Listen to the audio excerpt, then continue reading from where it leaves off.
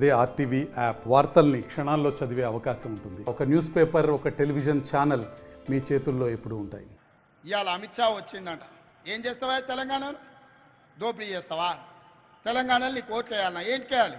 పార్లమెంట్లో మీ నరేంద్ర మోడీ తలుపులు మూసి తెలంగాణ ఇచ్చింది సోనియమ్మ అన్నాడు. అవును, బరాబర్ తెలంగాణ రాష్ట్రాన్ని ఇవ్వాలని సోనియమ్మ కంకణం కట్టుకొని పార్లమెంట్లో తలుపులు మూసి లైవ్లు బంద్ చేసి తెలంగాణ రాష్ట్రం ఇచ్చింది సోనియమ్మ. తెలంగాణ రాష్ట్ర ఏర్పాటుని అవయలేసిన నరేంద్ర మోడీ తెలంగాణలో ఓట్లు ఎట్లా అడుగుతావని నేను అడుగుతున్నా. తెలంగాణ ప్రజల్ని అవమానించిన తెలంగాణ ప్రజలు ఓట్లేస్తారా?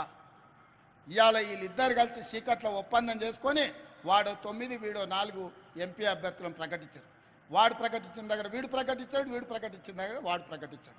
ఎందుకంటే ఎవరికి వాడు విడివిడిగా ప్రచారం చేసుకోవాలి, కాంగ్రెస్ పార్టీని దెబ్బతీయాలి.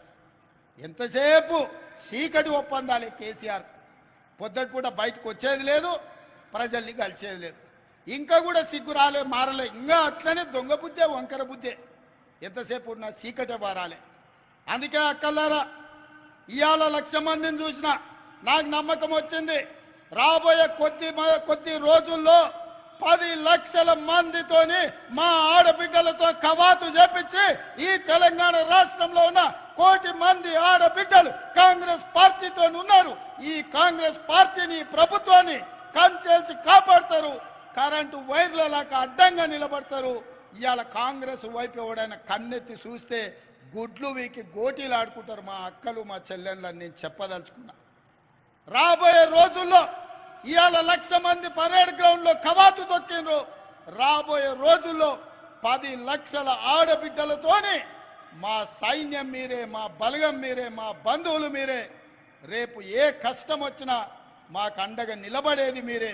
మిమ్మల్ని కోటీశ్వరులను చేసే బాధ్యత మాది, నాది, మా బట్టన్నది, మా ఉత్తమన్నది, మా సురేఖక్కది, మా సీతక్కది. వేదిక మీద ఉన్న గడ్డం ప్రసాద్ గారు స్పీకర్ గారిది. ఎందుకంటే ఆయన్నే అనుమతి ఇవ్వాలి ఎవరికి ఏది ఇచ్చినా. మైకు మాట్లాడాలన్నా, మీకు నిధులు విడుదల చేయాలన్నా గడ్డం ప్రసాద్ కుమార్ గారే చేయాలి. అందుకే ఇవాళ మిమ్మల్ని అందరిని ఒకటే మాట చెప్పదలుచుకున్నా. మిమ్మల్ని కోటీశ్వరులను చేసే వరకు విశ్రాంతి తీసుకునేదే లేదు. రాబోయే పార్లమెంట్ ఎన్నికల్లో 17లో 14 సీట్లు గెలిపించండి. 1 కోటి మందిని కోటీశ్వరులను చేసే బాధ్యత కాంగ్రెస్ పార్టీ తీసుకుంటుందని తెలియజేస్తూ మీ అందరి దగ్గర సెలవు తీసుకుంటున్నా. మీరందరు సిద్ధమేనా? సిద్ధమేనా? మా అక్కలందరూ చేయి పైకెత్తి చెప్పాలి. సిద్ధమేనా? సిద్ధమన్న వాళ్ళందరూ చేయి పైకెత్తండి. జై కాంగ్రెస్, జై జై కాంగ్రెస్. మరిన్ని వీడియోస్ కోసం ఛానల్ ని సబ్స్క్రైబ్ చేయండి. లేటెస్ట్ అప్డేట్స్ కోసం వాట్సాప్ ఛానల్ ని ఫాలో చేయండి. అండ్ లింక్ డిస్క్రిప్షన్ లో ఉంది.